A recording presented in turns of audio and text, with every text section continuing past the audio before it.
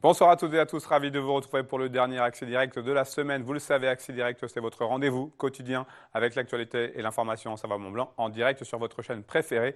Nous sommes le vendredi 7 février 2020. C'est parti pour 45 minutes de belles rencontres. Au programme ce soir, je recevrai dans un premier temps Joël Vindré du syndicat du fromage d'Abondance, Nicolas Morel, fondateur de Plié, boutique de jeux créatifs en papier.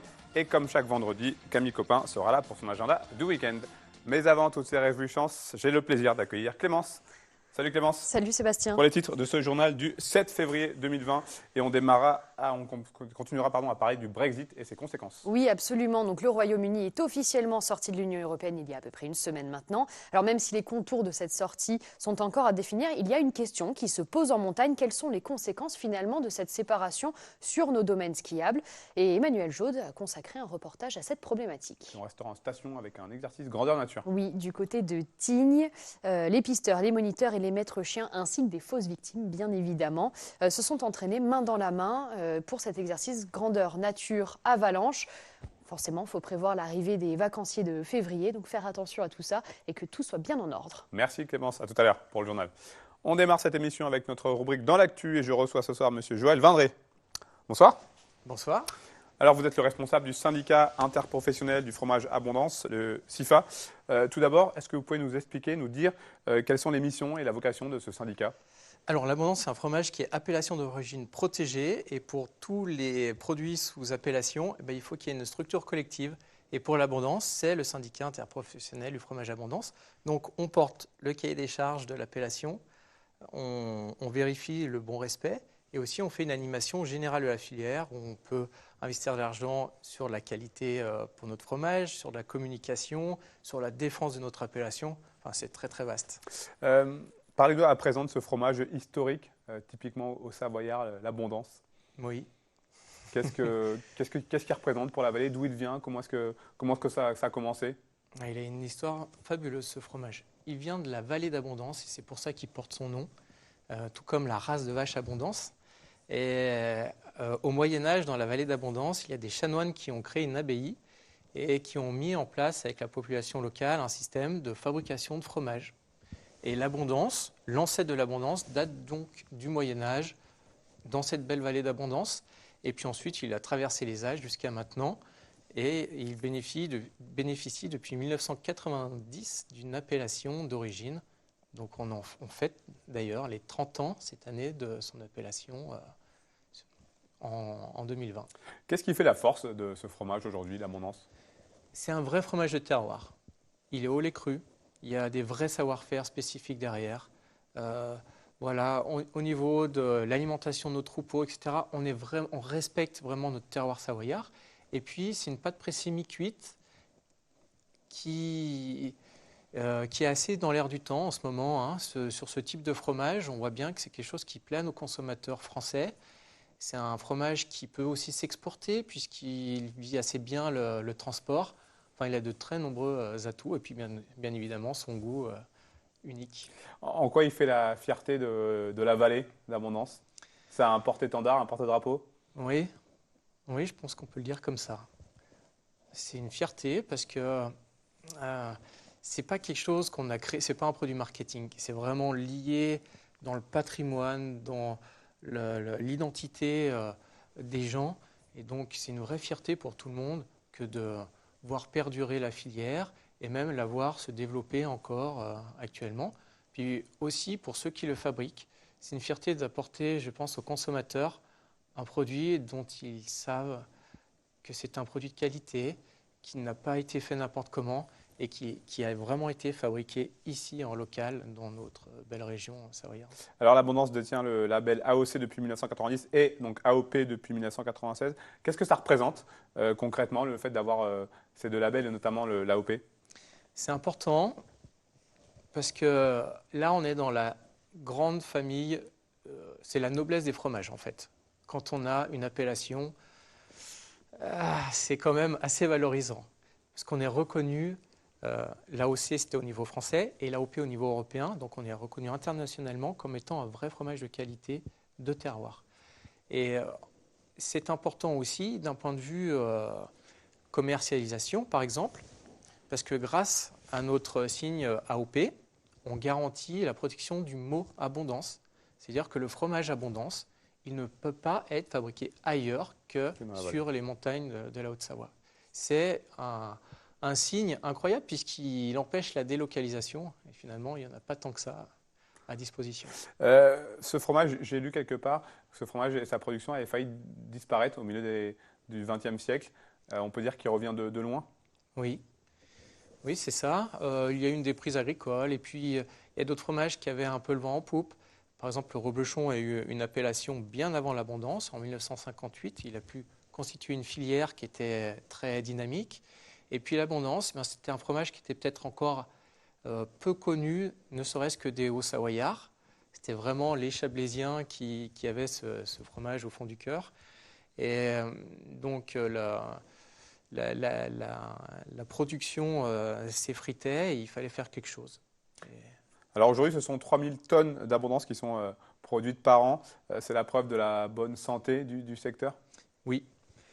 En 1990, date de l'appellation, il y avait environ 400 tonnes d'abondance fabriquées. 30 ans après, on est à 3000 tonnes. Sacrée expansion.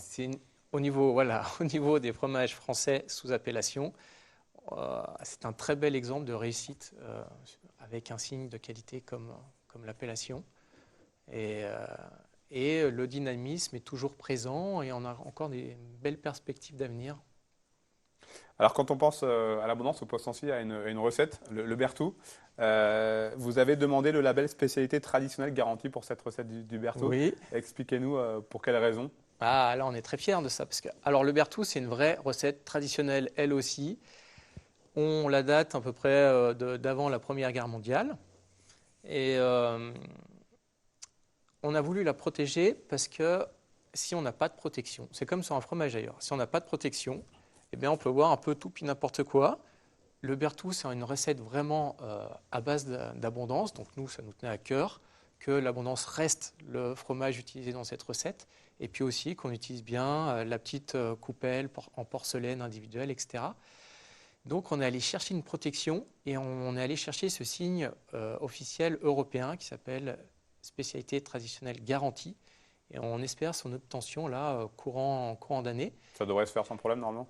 On a passé ça fait des années qu'on travaille dessus, puisqu'il faut savoir que ça va être la première recette culinaire française à être labellisée sous STG.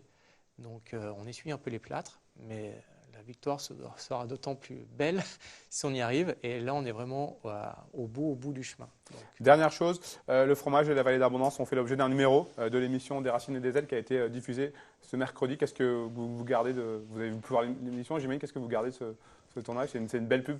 C'est une très belle pub. Moi, je garde 2 points. Le premier, effectivement, c'est une belle vitrine. Des Racines et des Ailes, c'est une émission qui prend le temps de mettre en avant les beaux paysages, les gens. Et puis surtout, deuxième point, moi, je suis content pour nos professionnels de la filière parce qu'on leur donne la parole, on les met en avant, on montre leur savoir-faire. On fait vivre leur quotidien aux téléspectateurs. Et rien que pour ça, on est très content d'avoir pu participer. Merci beaucoup, Joël Vendré. Et longue vie à l'abondance. Merci à vous. C'est pas de souci pour ça. Merci beaucoup. Merci. Je vous invite à rejoindre la régie. Une petite revue de presse avant de passer à mon deuxième invité. C'est une information donnée par nos confrères de France Bleu Pays de Savoie. La FUB, la Fédération des usagers de la bicyclette, a publié son traditionnel baromètre 2019 des villes cyclables. Et pour ce qui est des villes qui comptent entre 50 000 et 100 000 habitants, Chambéry se classe deuxième derrière La Rochelle en Charente-Maritime avec une note de 3,76 sur 6 avec la mention plutôt favorable au vélo. Les personnes interrogées qui donc font partie de ce baromètre apprécient les nombreux aménagements, on pense aux pistes cyclables, les emplacements pour les parkings ou encore la présence d'ateliers de réparation. Il faut savoir que la municipalité de Chambéry dépense chaque année 500 000 € pour les vélos, soit 5 € par habitant. On passe à notre deuxième rubrique Bonne idée avec Nicolas Morel. Bonsoir. Bonsoir. Vous êtes le fondateur de Plié, une entreprise qui propose notamment des jeux en papier. Comment est-ce que ça vous est venu à l'idée? Alors, à la base, je suis artiste indépendant en fait, donc je suis dessinateur, illustrateur.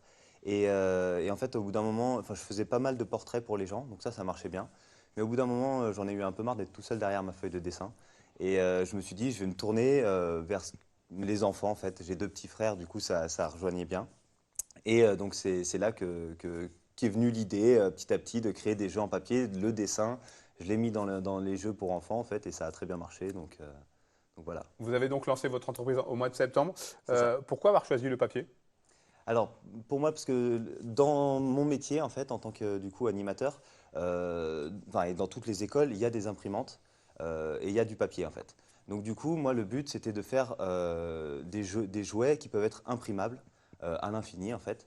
Et, euh, Et du coup, ce qui fait que n'importe quel, enfin, c'est vraiment ouvrir les jeux pour tout le monde. Et du coup, dans les écoles, ben, que les maîtresses puissent imprimer des jeux et que ce soit pas cher et que ce soit ludique, quoi. Le fait que les enfants puissent eux-mêmes, vous l'avez dit, imprimer et fabriquer leurs jouets, Mm. ça semble être une très bonne idée, forcément. Ben ouais, ben, en tout cas, je sais que les parents, les enfants, ils adorent. En tout cas, c'est vraiment, c'est une bonne idée pourtant qui paraît simple. Je veux dire, c'est l'origami en soi, ça existe depuis très longtemps. Mais le fait de rajouter, moi, dans ma petite spécificité, en fait, c'est le côté un peu jeu vidéo. J'ai remarqué du coup que les enfants étaient très branchés jeux vidéo. Et le fait de faire des visuels qui se rapprochent du jeu Qu'ils vidéo connaissent forcément. et qui connaissent, voilà, qui sont dans leur culture, l'appliquer dans le papier, ça fait que du coup les enfants ne trouvent pas ça un peu vieux. Du coup, il y a le côté où ils vont pouvoir jouer avec et du coup ils restent dans leur univers et ils peuvent inventer beaucoup de choses comme ça. Où est-ce que vous trouvez l'inspiration pour illustrer vos jeux, vos jouets? Il y a des noms que je peux pas dire du coup vu que c'est des noms commerciaux, mais franchement c'est ce que je regardais quand j'étais petit Voilà. et ce que les enfants regardent toujours en fait, hein. C'est des choses qui datent, voilà, tous les dessins animés japonais ou américains, ça reste quoi. Donc je m'inspire beaucoup d'eux quoi. Ouais. Alors, vous avez amené quelques modèles là, pour Ouais. qu'on voit un petit peu à quoi ça ressemble. Justement, voilà, en gros, c'est des cocottes en papier, du coup, mais qui sont dessinées. Donc, en fait, voilà, j'ai tout dessiné à la main. Et en fait, on voit même les vidéos où les enfants peuvent les monter. Et du coup, bon, là, j'ai tout mon carton hein, avec pas mal de choses. Et du coup, pour le moment, la base, voilà, c'est ces marionnettes. Ça plaît. Du coup, il y en a pas mal. Je pourrais vous en donner si vous en voulez aussi. C'est facile à monter, j'imagine? Ouais, c'est très simple. C'est Même assez les maternelles. Les accessible. maternelles, ils y arrivent. Et là, je sais, dans mon école, les maternelles, on les laisse faire, ils découpent, ils le font tout seuls. Voilà. Après, je tente aussi de la sensibilisation au numérique. Du coup, vu que je reste toujours dans les écrans et le jeu vidéo. Donc, j'ai commencé à développer un jeu où on fait du coup des petits iPads en papier, des ordinateurs en papier. Et puis, j'ai développé aussi un jeu de société. Avec même le dé peut être fabriqué en papier et qui est super simple à faire aussi, fait que les enfants ils y arrivent très facilement. Et puis on a des pions et puis en fait c'est des jeux de bataille quoi, mais justement comme les dessins animés qu'on connaît bien quoi. Alors, la cible, c'est forcément les enfants. Ouais. On imagine qu'en voyant ça, c'est pas très compliqué de séduire des enfants. Ouais. Et vous me disiez tout à l'heure, on préparait l'émission. Mm. Maintenant, là, il va falloir arriver à convaincre les parents. C'est ça, comprendre en fait que les parents, en fait ce qui se passe c'est que les parents en ont un peu, je veux dire, les jeux vidéo, c'est bon, on en a vu beaucoup. Les parents commencent un peu à saturer des jeux vidéo, mais en même temps, il y a ce côté-là où c'est assez facile parce que du coup, il n'y a qu'un écran, il n'y a rien à faire. Moi, j'essaye d'apporter quelque chose où ce soit aussi facile pour les parents parce que du coup, on peut le télécharger, les jeux, et simplement les imprimer. Et après, il y a un tutoriel vidéo qui explique aux enfants en fait. Donc du coup, ce qui fait que Vous avez réussi Oui, je vous coupe. allez-y, Vous allez-y. avez réussi à garder ce lien justement entre les jeux en papier, donc assez différents, tout ce qui est numérique, écran, Ouais, c'est et ça. mais vous gardez ce côté rapport au numérique à l'écran avec les tutoriels vidéo. Voilà, c'est ce que j'essaye de faire. Après, les tutoriels vidéo, je vais les développer au fur et à mesure. Mais c'est justement ça, en fait, c'est de rester quand même connecté, on va dire. Parce que même, il y a beaucoup de nouveautés. Donc, chaque mois, en fait, là, je propose un abonnement, par exemple, où chaque mois, il y a des nouveautés. Donc, c'est tout par ordinateur. Mais le jeu en tant que tel se produit hors des écrans et du coup en papier, et ce qui permet de développer la motricité fine, quoi. Justement, est-ce qu'il y a un message, est-ce qu'il y a des valeurs que vous souhaitez véhiculer au travers de ce que Bien vous sûr. proposez? Bien sûr, bah, c'est déjà la créativité que j'aimerais développer chez l'enfant en fait. Le fait de les marionnettes comme ça lui permet d'avoir un exemple en fait de ce qui est faisable. Je suis en train de développer des jeux où il va carrément créer sa marionnette avec les objets, tout ça.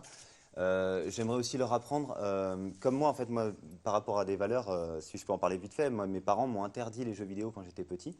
Et du coup, c'est ce qui a fait que j'ai créé mes premières marionnettes, c'était pour mes petits frères en fait. D'accord. Et j'ai Donc fait c'est mes parti de jeux, là en fait. tout part de là, ouais, c'est ça. J'ai fait mes jeux Ils vidéo. ont bien fait du coup. Bah ouais, c'est ça. Du coup, je remercie mes parents. Et du coup, c'est ce qui a fait que j'ai développé ma créativité et qu'aujourd'hui, je peux vivre de mes dessins alors que ça paraissait illusoire, quoi. C'est quelque chose qui est un peu utopique. Et aujourd'hui, ben, j'ai cette finesse dans le trait de mes dessins qui fait que je peux en vivre et je peux vivre la vie que je désire.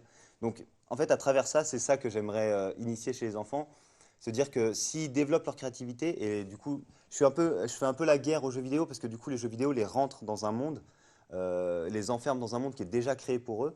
Alors que là, moi, ce que j'essaie de faire, c'est que il y a un monde qui est déjà créé pour eux, mais en même temps, ça va leur servir de modèle pour créer leur propre jeu après, quoi. Alors, on le disait en début d'interview, vous avez lancé l'entreprise au mois de septembre. Mm. Quel bilan vous pouvez tirer au bout de quelques mois là? Alors, en tout cas, ce que je vois, c'est que du coup, le fait que je sois là et qu'on m'interviewe, j'ai eu plusieurs autres interviews, donc je vois que ça interpelle. J'ai eu pas mal de parents aussi, et du coup, j'ai eu des commandes. À savoir que là, du coup, je suis en train de finaliser le site internet, parce que je suis aussi tout seul à faire le site internet, vu que je code aussi de mon côté. Donc là, le site internet est finalisé. Maintenant, je vais commencer vraiment à démarcher les écoles et démarcher même peut-être d'autres centres commerciaux, parce que du coup, là, la vidéo qu'on voit, du coup, c'est une publicité pour un centre commercial. Voilà, je sais que ça marchait bien aussi, faire les petits ateliers où je garde les enfants pendant qu'ils vont faire les courses, les parents. Ça, c'est intéressant. Mais voilà, je vais développer beaucoup les ateliers dans les écoles, venir en présence, et ensuite, je laisse du coup le fichier numérique aux enseignants ou aux animateurs sur place pour qu'ils puissent continuer, en fait, perdurer l'activité toute l'année, quoi. Aujourd'hui, comment est-ce qu'on peut se procurer des jeux? Alors, il faut aller Plier. du coup, pour le moment, c'est tout sur Internet, donc c'est sur pliay.fr, donc pliay.fr. Et de là, vous pouvez soit les commander à l'unité, donc en fait, le fichier de cette cocotte qui peut être imprimé du coup des milliers de fois, c'est un petit prix, du coup, c'est aux alentours de 1 euro, c'est 99 centimes. Et après, il y a un abonnement par mois où là, vous avez accès à tous les jeux et toutes les nouveautés qui vont venir. Donc là, je vais aussi produire toutes les nouveautés qui vont arriver. Vous pourrez les avoir et les imprimer au fur et à mesure, quoi. Ça vous prend du temps, j'imagine? Oui, ça prend du temps, mais quand on est passionné, du coup, enfin voilà, quand on s'amuse. Et puis le fait de voir le retour avec les enfants, moi c'est ça qui m'intéresse, c'est quand je suis pas tout seul derrière ma feuille de dessin. Je vais vers les enfants et ils sont juste refaits de voir de la nouveauté. Donc moi, voilà, ça me pousse encore plus, quoi. Merci beaucoup, Nicolas Morel. Bah, Bravo en merci à tout cas. vous. Merci. À bientôt. À bientôt. Bonne Merci. continuation. Je récupère Allez, tout on va tranquillement basculer vers le week-end avec Camille Copin et ses bonnes idées. Salut Camille. Salut Seb. Alors, on commence avec de la littérature. Il me semble que tu étais du côté de Vétramontou, c'est ça, la semaine dernière? Non. Attends, C'était Philippe j'ai Pelou. oublié. Philippe Pelou, Pour c'est voir, ça. tu en avais parlé, un acteur de Harry Potter. Comment ça s'est passé? Exactement. Bah écoute, ça s'est bien passé. La rencontre était sympa. J'y étais avec des copines, on était toutes très très contentes. Donc, donc voilà. Et du coup, je me suis On dit, continue avec Harry voilà, Potter. on va parler d'Harry Potter toutes les semaines. C'est un nouveau rituel. Donc oui, effectivement, il y a la nuit des livres Harry Potter. C'est donc un événement qui est sur 3 jours, qui est national. Depuis hier, il y a plus de 300 librairies en France qui participent à l'événement. Et ça continue ce soir et demain. Donc l'idée, c'est de passer une nuit ou en tout cas une longue soirée de quiz et d'animations diverses tout autour de cet univers. Et pour ceux qui auront tout raflé, donc voilà, il y a plein de questions, etc. Donc vraiment les vrais fans, parce que même moi qui avais participé il y a 2 ans, j'étais bien bas dans le classement, donc il y a vraiment des gens qui sont assez fans. Il y aura une finale donc des meilleurs de chaque librairie qui sera organisée le 16 mai dans les locaux de Gallimard. Et pour le grand gagnant ou la grande gagnante, le lot c'est quand même du coup de partir à Londres, d'aller voir le parc, une représentation de la pièce Harry Potter et l'enfant maudit. Enfin, voilà, il y a des beaux lots au programme. Et donc, dans le coin, les librairies qui y participent, j'ai noté à Annecy, ABD Fugue Café, donc c'est ce soir, donc on est le 7 février, de 20h à minuit, et à Deux Citres demain de 15h à 18h. Du côté de Saint-Jean-de-Maurienne, c'est la librairie Délivrez-vous. Ça se passe ce soir de 19h à 21h30. Et pour Rumilly, ça se passe à Les Mots en Cavale demain samedi, donc de 17h30 à 19h30. Côté Savoie, toutes les librairies que j'ai retrouvées, c'est déjà en cours depuis 17h aujourd'hui. Donc voilà, c'est un petit peu trop tard. En tout cas, c'est gratuit et vous retrouvez toutes les infos sur gallimard-jeunesse.fr. Direction Aix-les-Bains pour une exposition. Exactement, on fait un petit tour à la bibliothèque municipale Lamartine à Aix-les-Bains. Du 4 au 22 février, il y a une exposition photo qui est à découvrir qui s'appelle Instant décisif, faite par le Photoclub d'Aix-les-Bains. Et il y a aussi de nombreux ateliers chaque semaine, les mercredis et les week-ends. Ce samedi 8 février de 14h30 à 17h30, vous pouvez participer à une initiation à l'écriture braille. C'est tout public et dès 6 ans. Et on prend un petit peu d'avance. Le mercredi 26 février après-midi, les enfants de 8 à 10 ans pourront découvrir l'atelier de Christian Voltz, qui est auteur et illustrateur, et s'initier du coup avec lui au dessin. Les inscriptions se font directement à la bibliothèque, par mail ou par téléphone au 04 79 61 29 40. Et vous retrouvez toutes les infos sur bm-aix-les-bains.net. Je trouvais que c'était, voilà, il y a plein d'ateliers vraiment sympas, donc on n'hésite pas à aller faire un tour. Un peu d'architecture à présent. Voilà, c'est des nouveaux parcours et des ateliers pour les curieux de tous les âges. C'est toujours les samedis après-midi, c'est toujours pour parler d'architecture ou de patrimoine, et c'est différent chaque semaine. Demain, samedi 8 février, ça se passera de 14 h à 18 h, et l'idée c'est de faire des pochoirs géants sur du fermacelle. Je ne sais pas si tu sais ce que c'est le fermacelle, Seb. Non. J'en ai beaucoup touché l'année dernière quand j'ai fait mes travaux. C'est des grandes plaques, un peu comme le placo, sauf que c'est de la fibre de bois et autres matériaux un peu bizarres. Voilà, c'est très solide, et l'idée donc c'est de partager un peu des questionnements et des expérimentations autour des matériaux qui sont utilisés dans notre paysage urbain. Pour les tarifs, c'est 5 € pour l'atelier, donc de 14 h à 18 h, et c'est sur réservation au numéro de téléphone 04 79 70 15 94, et vous retrouvez toutes les infos sur le site de Chambéry. Portes ouvertes à la SPA. Oui, 62 refuges de la SPA qui ouvrent leurs portes ce week-end, Seb, avec comme idée originale, c'est de rencontrer leurs fidèles compagnons, de trouver leur âme sœur. Voilà, c'est la Saint-Valentin des animaux. Il y a de nombreuses animations qui sont prévues pour ces jours-là, et à savoir qu'en 2019, 42 971 animaux ont été adoptés dans les 62 refuges. Donc voilà, peut-être que vous aussi, vous contribuerez au bon fonctionnement de ces refuges en aidant financièrement, en donnant du temps ou en adoptant tout simplement, toujours de manière responsable. Et vous retrouvez toutes les infos sur la spa.fr. Du sport de très haut niveau ce week-end. Oui, ça te parlera un petit peu plus, je pense, que les derniers événements dont je viens de parler. Et ça plaira aussi aux amateurs des sports de glisse. C'est donc la Coupe du monde de ski alpin masculin du Camp d'Ar qui fait son grand retour au calendrier. Ce week-end, 2 épreuves qui verront s'affronter les meilleurs skieurs de la planète, un slalom et un géant parallèle. Donc ce samedi, sur la piste verte des Ouches, dès 10 h, s'élanceront les skieurs pour la première manche du slalom. La deuxième manche commencera à 13 h. Et à Chamonix, sur la place du Mont-Blanc, il y aura donc des animations dès 17 h et la remise des prix du slalom à 18 h 30. Dimanche, ce sera le géant parallèle. Les qualifications commencent à 9 h 30. La remise des prix se fera donc dans l'aire d'arrivée aux alentours de 14 h 30. Et pour assister aux épreuves, les inscriptions sont obligatoires sur chamonixworldcup.com. Sachez que les places gratuites sont complètes en bord de piste et dans les tribunes. Voilà, je m'y prends un petit peu tard, mais vous pouvez encore assister à l'événement depuis la terrasse du Mont-Blanc avec un buffet déjeunatoire pour 180 € ou depuis le chalet étoilé avec repas gastronomique pour 300 € par personne. Mais voilà, si vraiment vous êtes fan et que vous voulez aller voir, il y a encore cette possibilité-là. Des raquettes à présent. Oui, des infos un petit peu plus intemporelles vu qu'il devrait faire beau ce week-end. À Ossois, en Savoie, jusqu'au 12 avril, vous pouvez faire une initiation raquette gratuitement. C'est tous les dimanches de 14 h à 16 h. Il suffit tout simplement de se rendre à l'office de tourisme. Le matériel vous est prêté gratuitement et vous retrouvez toutes ces infos directement à l'office de tourisme ou en appelant le 04 79 20 30 80. Et on termine avec une exposition photo. Ça se passe à Crévolan, c'est aussi jusqu'au 12 avril et c'est une exposition qui est en plein air sur le sentier Raquette entre Crévolan et Le Cerny.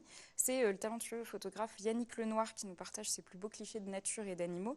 Et l'idée, c'est de faire nos pronostics et de découvrir si les animaux qui sont pris en photo sont de la région ou sont de l'autre bout de l'Europe puisqu'il a beaucoup voyagé.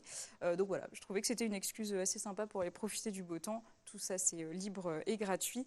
Et vous retrouvez les infos sur réserve-régionale-tourbière-dessaisie.com. Merci beaucoup Camille, plein de belles choses à rien, découvrir ce week-end. Merci bien. Allez, c'est terminé pour cette première partie. On se retrouve dans quelques minutes pour le journal de la rédaction présenté par Clémence Roualdès. À tout de suite. Ce sont nos premiers interlocuteurs dans nos villes, villages et stations. Le maire